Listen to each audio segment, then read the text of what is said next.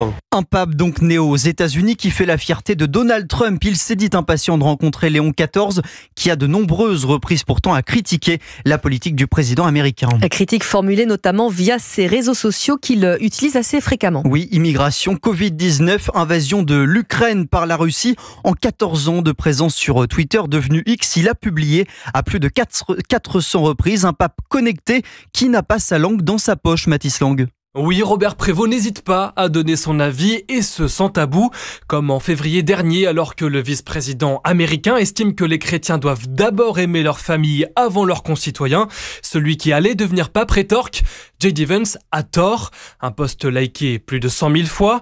La guerre en Ukraine, le racisme aux États-Unis ou encore le Covid, le futur Léon XIV commente de nombreux sujets. Près de 450 publications sur X depuis la création de son compte en 2011. Une présence active sur Internet qui n'étonne pas Nicolas Senez, journaliste pour La Croix et ancien vaticaniste. Quand on regarde l'histoire, on s'aperçoit que les papes ont toujours été à la pointe des technologies de communication.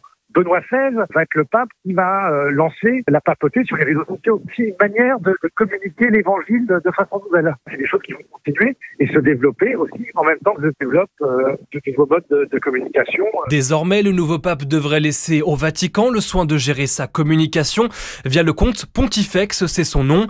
Il est suivi par plus de 18 millions d'abonnés. Les explications de Mathis Lang pour Europe 1.